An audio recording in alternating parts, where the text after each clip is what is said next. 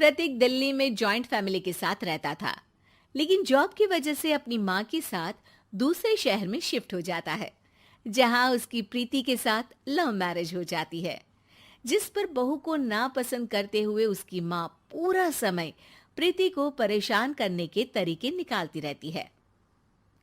प्रीति, कहाँ हो? सुबह का नाश्ता दोपहर में खिलाओगी क्या? इसमें प्रीति और प्रतीक ऑफिस जाने के लिए तैयार हुए कमरे से बाहर आते हैं, जिसे देख सास प्रीति पर भड़कने लगती है।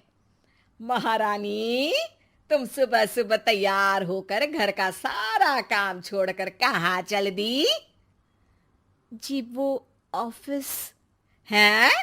तुम ऑफिस जाओगी तो घर में जो सफाई, नाश्ता, खाने का काम है वो क्या मैं करूंगी?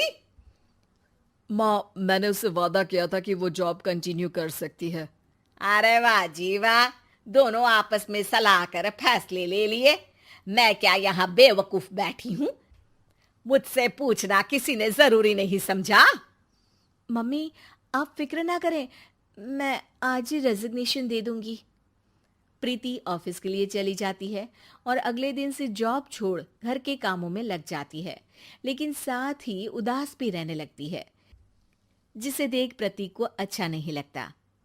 मुझे पता है तुम्हें अपनी जॉब कितनी पसंद थी। आई एम सॉरी प्रीति। अरे कुछ नहीं होता, बस मम्मी खुश रहनी चाहिए।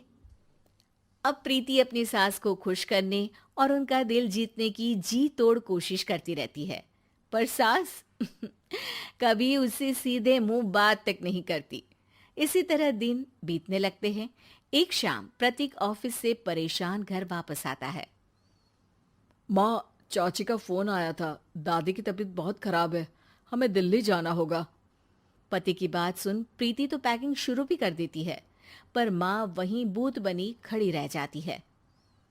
लगता है मम्मी अपनी सास से बहुत प्यार करती हैं, तभी उनके बीमार होने की खबर सुन शॉक में आ गई। ये प्यार नहीं, परेशानी है। तुम तो ऐसे सोचो कि अब से जब तक दिल्ली में हो तुम्हारे अच्छे दिन शुरू। अच्छा, ऐसा क्या है दिल्ली में? वो तुम्हें कुछ ही घंटों में पता चल जाएगा। सास के रिएक्शन और पति की बात से कंफ्यूज्ड प्रीति दोबारा पैकिंग में लग जाती है, जिसके बाद कुछ घंटों का सफर तय कर तीनों दिल्ली पहुंच जाते हैं, जहां घर के अंदर पहुंचते ही लोगों की भीड़ देख प्रीति परेशान हो जाती है। हे भगवान, इतनी भीड़! प्रतीक, कहीं तुम्हारी दादी को कुछ हो तो नहीं गया ना? पागल, ये भीड़ नहीं, मेरा परिवार है। क्या? इसे तुम परिवार कहते हो? अरे इसे तो जिला घोषित कर देना चाहिए। तुम्हारा परिवार का तो अपना पर्सनल बिग बॉस बन सकता है। हैरान परेशान प्रीति परिवार वाले सदमे से बाहर निकली भी नहीं होती कि सिर पर पल्ला रखे शांत तरीके से सबके साथ बात करते हुए अपनी सास को देख उसे दूसरा सदमा लग जाता है। हाय राम, ये मम्मी का ऐसा भी कोई रूप है? ये तो मुझे पता ही नहीं था। ये तुम्हारी सास का ससुराल है। तभी प्रतीक की बहन बोल पड़ती है, यहाँ आपको ऐसी ऐसी चीजें देखने मिलेंगी जो सपने में भी सोची नहीं होंगी। हाँ, ये कुछ दिन तो बहुत इंटरेस्टिंग लग रहे हैं।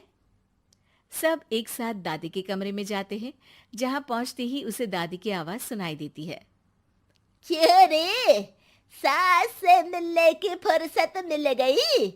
दूसरे शहर जाकर छूट क्या मिली? तुम तो भटकता पंछी बन गई। इतने समय में ये तक नहीं पूछा कि जिंदा भी हूं या मर गई। प्रीति की सास अपनी सास के पैर छूती है।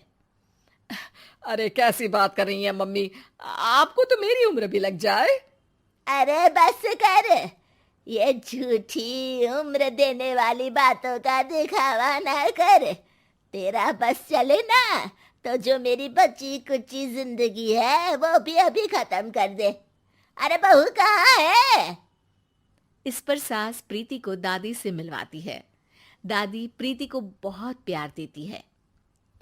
क्यों बहू, तेरी ये सास परेशान तो नहीं करती ना? अगर करती है तो अभी बता दे, मैं इसकी क्लास लगा दूंगी। अरे कैसी बात कर रही हैं माँ जी, भला मैं क्यों किसी को परेशान करूंगी। प्रीति अपनी सास का ये रूप एंजॉय कर ही रही होती है कि तभी चाची वहां आकर प्रीति को अपने साथ ले जाती है। सास की क्लास लगते देख जो खुशी मिल रही थी वो तुम्हारे चेहरे से साफ पता चल रही थी, इसीलिए ले आई, क्योंकि अगर उन्हें पता चल जाता तो तुम्हारी खैर नहीं थी। थैंक यू चाची जी। चाची और प्रीति घर में झूले पर बैठी बात कर ही रही होती है कि उसकी सास भी वहां आ जाती है। मतलब यहाँ सारा काम मैं करूं और तुम बैठी हंसी ठिठोली करो? अरे चलो जाओ, खाना बनाओ।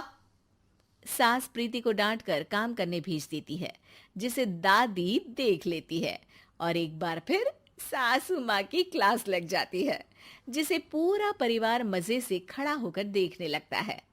क्यों रे, मैंने तुझे काम बोला और तू उस बच्ची को परेशान कर रही है? सास की कोई इज्जत रह गई है इस घर में या नहीं? यहाँ खुद की सास होते हुए भी ज्यादा बड़ी बन रही है। अब नहीं मम्मी जी, मैं तो बस थोड़ी मदद के लिए बोल रही थी। सास रसोई में जाकर काम करने लगती है और दादी प्रीति को लेकर वहां से चली जाती हैं। इसी तरह एक हफ्ता बीत जाता है, जिसमें दादी अपनी बहू को डर, इज्जत और प्यार का फर्क समझाती रहती है और प्रीति उसका मजा लेती है। वापस जाते हुए दादी प्रीति और उसकी सास दोनों को अपने पास बुलाती है। मेरी बहू जिद्दी और अड़ियल है, इसलिए उससे हमेशा सही काम करवाने के लिए मुझे सख्ती करनी पड़ती है। लेकिन तुम्हारी बहू अच्छी है, तेरी खुशी के लिए वो अपनी जॉब और सपने भी छोड़कर घर में बैठी है। अपनी बहू के साथ प्यार से रहो। और प्रीति, अगर अभी भी तुम्हारी सास परेशान करे ना, तो फिर तुम्हें पता चल ही गया है कि शिकायत कहाँ करनी है। जी, अपनी सास के ससुराल में उनकी सासू माँ के पास।